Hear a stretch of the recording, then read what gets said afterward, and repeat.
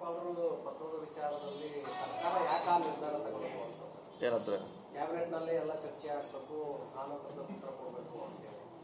ಅಲ್ಲ, ಅದು ಅದ್ರ ಏನು ತಪ್ಪಿಲ್ಲ. ಯಾಕಂದ್ರೆ ನಮ್ಮ ಗಮನಕ್ಕೂ ಏನೋ ಕೊಟ್ಟಿದ್ದಾರೆ, ಅವರ ಅಧಿಕಾರಿಗಳು ಏನಾರ ಕೊಟ್ಟರು, ಆಮ್ಯಾಗ ಅದಕ್ಕೆ ಉತ್ತರ ಕೊಡೋರು ಯಾರು? ಪಬ್ಲಿಕ್ನಾಗ್ರೆ ಅವ್ರು ಏನಾರ ಕೊಟ್ಟರು ನಾವೇನಾರ ಹೇಳ್ಕೊತ ಹೋದ್ರಂಗೆ ಆಗೋಲ್ಲ. ಅಟ್ಲೀಸ್ಟು ನಮ್ಮ ಗಮನಕ್ಕಿರಲ್ಲ ಅನ್ನೋದು ಮಾಹಿತಿ. ತಪ್ಸೋದೇನಿಲ್ಲ. ಈಗ ಒಂದೊಂದು ಸಾರಿ ಅಧಿಕಾರಿಗಳು ನಮ್ಗೆ ಕೇಳದೆ ಕೊಟ್ಟು ಬಿಡ್ತಾರೆ. ಅವರು ಯಾವುದೋ ಕೇಳಿದ್ರತ್ತ ಸೆಂಟ್ರಲ್ ಗೌರ್ಮೆಂಟ್ ಕೊಡ್ತಿರ್ತಾರೆ, ಕೋರ್ಟಿಗೆ ಕೊಡ್ತಿರ್ತಾರೆ, ಲೋಕಾಯುಕ್ತ ಕೊಡ್ತಿರ್ತಾರೆ, ಗವರ್ನರ್ ಕೊಡ್ತಿರ್ತಾರೆ. ನಮ್ಮನ್ನ ನೀವು ಹಿಡಿಯಾರು ಯಾರನ್ನ ಬಂದು ನಮ್ಮನ್ನ ಹಿಡ್ಕೊಂಡು ಕೊಡ್ತೀರಿ.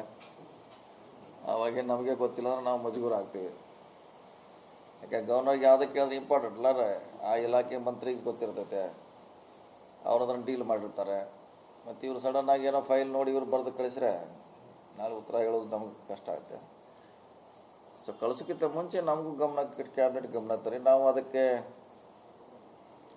ಓಕೆ ಅಂತೀವಿ. ಅಥವಾ ಏನಾರ ಚೇಂಜಸ್ ಇದ್ದರೆ ಇಂಥ ಇದನ್ನು ಈ ಥರ ಬರೀ ಅಂತ ಹೇಳ್ಬೋದು. ಪತ್ರ ಕೊಡಬೇಡ ಅಂತ ಯಾರು ಹೇಳಿಲ್ಲ, ಆದರೆ ನಮಗೆ ನಮ್ಮ ಗಮನಕ್ಕೆ ತಂದು ತೋರಿಸಿ ಕಳಿಸಿ ಅಂತ ಹೇಳ್ತಾರೆ ಅಷ್ಟೇ.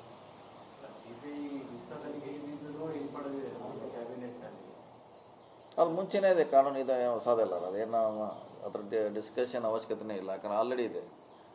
ರಾಜ್ಯ ಸರ್ಕಾರ ಸಹಮತಿ ಇಲ್ಲದೆ ಒಂದು ಯಾವುದೇ ತನಿಖೆ ಮಾಡಲಿಕ್ಕೆ ಮುಂಚೆನೂ ಇದೆ. ಎಲ್ಲ ಸ್ಟೇಟ್ನಲ್ಲಿ ಕೂಡ ಅದು ಈಗಾಗಲೇ ಜಾರಿಯಲ್ಲಿ ಇದೆ. ಅಲ್ಲ, ಕೆಲವರು ಕೊಟ್ಟಿದ್ರು, ಮೊನ್ನೆ ವಿಡ್ರಾ ಮಾಡಿದ್ರು. ಯಾವುದೋ ತಮಿಳ್ನಾಡವ್ರು ಕೊಟ್ಟಿದ್ರು, ನಾವು ಆ ಥರ ಏನು ಕೊಟ್ಟಿಲ್ಲ ರೀ. ಸೊ ಅದನ್ನೇನು ಹೊಸದಲ್ಲ, ಕಾನೂನು ಇದೆ, ಸಹಮತ ಬೇಕಂತ ಹೇಳಿದ್ದಾರೆ. ಮುಖ್ಯಮಂತ್ರಿಗಳ ವಿರುದ್ಧ ಯಾರಾದರೂ ಡೈರೆಕ್ಟ್ ಸಿಬಿಐಗೆ ದುಡ್ಡು ಕೊಟ್ಟು ಅವರೇನೋ ಎಂಟ್ರಿ ಆಗೋ ಚಾನ್ಸಸ್ ಅಥವಾ ಅದರ ಮುನ್ಸೂಚನೆ ಇದೆಯಾ ಸರ್? ಅದಕ್ಕೆ ವಾಪಸ್ ಕೊಡ್ತಿದ್ದಾರೆ? ಇಲ್ಲ, ಹಾಗೇನಿಲ್ಲ. ಸೂಚನೆ ಏನಿಲ್ಲ, ಹಾಗೇನಿಲ್ಲ. ಬಂದದ್ದು ಎದುರಿಸಲೇಬೇಕು, ಕಾನೂನು ಹೋರಾಟ ಮಾಡಲೇಬೇಕು, ಅದೇನು ಪ್ರಶ್ನೆ ಇದೆ. ಓಕೆ.